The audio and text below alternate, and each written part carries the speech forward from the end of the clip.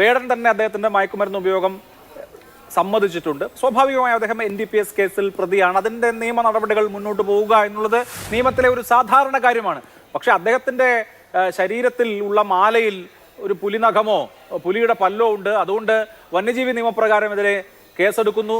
വന്യമൃഗങ്ങളെ വേട്ടയാടിയെന്ന കുറ്റം ചുമത്തുന്നു. ആ റെയ്ഡ് നടന്നപ്പോൾ വീട്ടിൽ വാക്കത്തിയോ മൂർച്ചയുള്ള ആയുധമോ ഉണ്ടായിരുന്നു, അതുകൊണ്ട് ആയുധ നിയമപ്രകാരം കേസെടുക്കുന്നു എന്നൊക്കെ വന്നാൽ ഇതൊരാളെ വല്ലാതെ വിച്ഛണ്ഡ് നടത്തുന്നത് പോലെ തോന്നും. കൃത്യമായും ചെയ്യേണ്ട കാര്യം തന്നെയാണ് ഈ പറയുന്ന അന്വേഷണ സംഘം ചെയ്യുന്നത് എന്ന് ഉറപ്പുവരുത്തുന്നുണ്ടോ സർക്കാർ?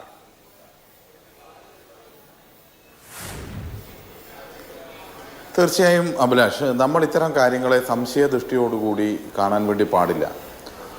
സർക്കാരും അതുപോലെ തന്നെ സർക്കാരുമായി ബന്ധപ്പെട്ട ആളുകളുമെല്ലാം വേടനെ പോലെയുള്ള ആളുകളെയെല്ലാം അവരുടെ സെലിബ്രിറ്റികൾ എന്നുള്ള നിലക്ക് അവരുടെ പരിപാടി ആസ്വദിക്കാൻ ആഗ്രഹിക്കുന്ന ആളുകളുടെ മുന്നിൽ പരിപാടികൾ അവതരിപ്പിക്കാൻ വേണ്ടി നേരത്തെ ക്ഷണിച്ചിട്ടുണ്ടല്ലോ. അത്തരം കാര്യത്തിലൊന്നും യാതൊരു പ്രശ്നവുമില്ല. ഇത്തരം നടീനടന്മാരുടെ എല്ലാം സിനിമകൾ നമ്മൾ നല്ലവണ്ണം ആസ്വദിച്ചിട്ടുണ്ടല്ലോ. അതിനൊക്കെ ഏതെങ്കിലും രീതിയിലുള്ളൊരു തടസ്സം സൃഷ്ടിക്കപ്പെട്ടില്ല. ഇത് വ്യക്തിപരമായി നാം കാണേണ്ടതില്ല.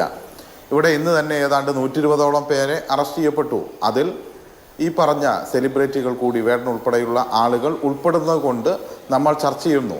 ബാക്കിയുള്ള ആളുകളെ കുറിച്ച് നമ്മൾ ചർച്ച ചെയ്യുന്നില്ല, കാരണം അവർ പ്രശസ്തരല്ലാത്തതുകൊണ്ടാണ്. ഇപ്പോൾ നേരത്തെ തന്നെ ഇവിടെ സൂചിപ്പിക്കപ്പെടുകയുണ്ടായി, ഷൈൻ ടോം ചാക്കോയുടെ വിഷയം ഇവിടെ സൂചിപ്പിക്കുകയുണ്ടായി. പലരും അതിനെ രാഷ്ട്രീയമായി ഉപയോഗിക്കാനാണ് ശ്രമിച്ചത്. കേരളത്തിൻ്റെ പ്രതിപക്ഷ നേതാവ് തന്നെ തെറ്റിദ്ധരിച്ചുകൊണ്ട് അദ്ദേഹം ഈ ഗവൺമെൻറ്റിനെ കുറ്റപ്പെടുത്താനാണ് കോടതി വിധി വന്നപ്പോൾ ശ്രമിച്ചത്. എന്നാൽ അദ്ദേഹവും മറ്റുള്ളവരും ഇതിനെ എടുത്ത് ഉപയോഗിക്കാൻ വേണ്ടി ശ്രമിക്കുന്നവരും അറിയേണ്ടത്, ഈ സംഭവം ഉണ്ടാകുന്നത് 2016 ഈ ഗവൺമെൻറ് അധികാരത്തിൽ വരുന്നതിന് മുമ്പാണ്. കുറ്റപത്രം ഉൾപ്പെടെ 2015 ജനുവരി 31 ടോം ചാക്കോ ഉൾപ്പെടെയുള്ള ആളുകളിൽ നിന്ന് 7 ഗ്രാം കൊക്കൈനുമായി അവർ പിടിക്കപ്പെടുന്നത്. അതിനുശേഷം കുറ്റപത്രം സമർപ്പിക്കുന്നത് 2015 മാർച്ച് 28 അതിലുള്ള പിഴവുകൾ കൊണ്ടാണ് അവർ പുറത്തു പോകുന്ന സാഹചര്യം ഉണ്ടായിട്ടുള്ളത്, അവർ ശിക്ഷിക്കപ്പെടാതെ പോയ സാഹചര്യം ഉണ്ടായിട്ടുള്ളത്. പക്ഷേ രാഷ്ട്രീയ ദുഷ്ടലാക്കോടുകൂടി ചിലരെല്ലാം അതെടുത്ത് ഇങ്ങനെ പ്രയോഗിക്കുന്നത് എന്തിനാണ്? ഈ ഗവൺമെൻറ്റിൻ്റെ കുഴപ്പമാണ് എന്ന് വരുത്തി തീർക്കാനാണ്. ഇത്തരം വിഷയങ്ങളിൽ അത്തരം ഒരു സമീപനമല്ല സ്വീകരിക്കേണ്ടത്. കേരളത്തിൽ നമ്മൾ പൊതുവെ പരിശോധിച്ചാൽ രാജ്യത്തെ ഏറ്റവും ഉയർന്ന കൺവെൻഷൻ റേറ്റാണ് കേരളത്തിൽ. 98.9% കൺവെൻഷൻ റേറ്റ് ഇവിടെ ലഹരി കേസുകളുടെ കാര്യത്തിൽ കേരളത്തിൽ ഇപ്പോഴുണ്ട്. അത്തരമൊരു സാഹചര്യം നിലനിൽക്കുമ്പോൾ നമ്മൾ ഒറ്റക്കെട്ടായി ഇതിനെ പ്രതിരോധിക്കേണ്ടതുണ്ട്. സർക്കാർ തന്നെ വിമുക്തി എന്ന് പറഞ്ഞ പദ്ധതിയിലൂടെ ഇതിൽ നിന്ന് ആളുകളെ മോചിപ്പിക്കാൻ വേണ്ടി കൂടിയാണ് ശ്രമിച്ചുകൊണ്ടിരിക്കുന്നത്.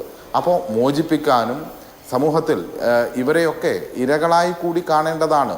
ഇരകളായി കാണേണ്ടത് ഇവർ ഒരു ആഗോള തലത്തിൽ തന്നെയുള്ള ഒരു മാഫിയയുടെ അടിമകളായി മാറിപ്പോകുന്നതാണ് നമ്മൾ കാണേണ്ടതുണ്ട്. ആഗോള അടിസ്ഥാനത്തിൽ വലിയ വിപണിയാണ് ഈ മയക്കുമരുന്നിനെ സംബന്ധിച്ചിടത്തോളം ഉള്ളതെന്ന് നമുക്കറിയാലോ. ശതകോടിക്കണക്കിന് രൂപയുടെ ഇടപാടുകളാണ് നടന്നുകൊണ്ടിരിക്കുന്നത്.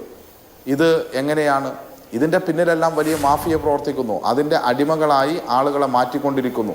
അതിൽ സാധാരണക്കാരായ മനുഷ്യരുണ്ട്, അതുപോലെ തന്നെ സെലിബ്രിറ്റികളായിട്ടുള്ള ആളുകളുണ്ട്. നമ്മുടെ സമൂഹത്തിന് വേണ്ടി കൂടുതൽ പ്രവർത്തിക്കുകയും അവരുടെ ഊർജം നമുക്ക് ലഭിക്കുകയും ചെയ്യേണ്ട ആളുകൾ ഉൾപ്പെടെയുള്ള ആളുകൾ പെട്ടുപോകുന്നുണ്ട്. അതുകൊണ്ട് ക്രിമിനലുകളായി മാറുമ്പോൾ ചെയ്ത കുറ്റത്തിനനുസരിച്ച് അവർക്കെതിരായി നിയമ നടപടി സ്വീകരിക്കണം. അതോടൊപ്പം തന്നെ ഇത്തരത്തിൽ പെട്ടുപോകുന്ന ഇരകളാക്കപ്പെടുന്ന ആളുകളെ അതിൽ നിന്ന് ഒരു വിമുക്തിയുടെ പാതയിലേക്ക് കൊണ്ടുവരാനും വേണ്ടി കഴിയേണ്ടതുണ്ട്. ഇതിനെല്ലാം കൂട്ടായ പരിശ്രമം തന്നെയാണ് നമുക്ക് ആവശ്യമായിട്ടുള്ളത്. ഇത്തരം കാര്യങ്ങളിൽ നമുക്കറിയാം നല്ലവണ്ണം ജനങ്ങളുടെ ആകെ ഇടപെടൽ ഉണ്ടാകേണ്ടതുണ്ട്. ഇപ്പോൾ ഗവൺമെൻറ്റിൻ്റെ ഭാഗമായി ഒരു പുതിയ ഇപ്പോൾ വന്നിട്ടുള്ള DHUNTൻ്റെ ഭാഗമായി 24 മണിക്കൂറും പ്രവർത്തിക്കുന്ന ഒരു കൺട്രോൾ റൂമുണ്ട്. ആ കൺട്രോൾ റൂമിലേക്ക് വിവരങ്ങൾ അറിയിക്കാൻ വേണ്ടി കഴിയണം. 9497927797 എന്ന നമ്പറിലേക്ക് ആർക്കും ഇത്തരം കാര്യങ്ങൾ ശ്രദ്ധയിൽപ്പെട്ടാൽ വിളിച്ചു പറയാൻ വേണ്ടി കഴിയും. ചിലപ്പോൾ അത് ഇത്തരം കാര്യങ്ങളെല്ലാം അറിയിക്കാൻ കഴിയുന്ന ഏറ്റവും നല്ല മാർഗമായിരിക്കും. പലപ്പോഴും ഇത്തരം മാഫിയകളെ ഭയപ്പെട്ടുകൊണ്ട് പലരും കാര്യങ്ങൾ തുറന്നു പറയാൻ തയ്യാറാകാത്തതുണ്ട്. അവർക്കെല്ലാം ധൈര്യം കൊടുക്കാനും ഇത് സമൂഹത്തിൻ്റെ ആകെ പ്രശ്നമാണ് എന്ന് കരുതി ഒറ്റക്കെട്ടായി അതിനെ പ്രതിരോധിക്കാനും കഴിയേണ്ടതുണ്ട്. അതിൽ രാഷ്ട്രീയത്തെയും മറ്റുമെല്ലാം കൂട്ടിക്കലർത്തി ചിലരെല്ലാം നേട്ടമുണ്ടാക്കാനാണ് ശ്രമിക്കുന്നത്.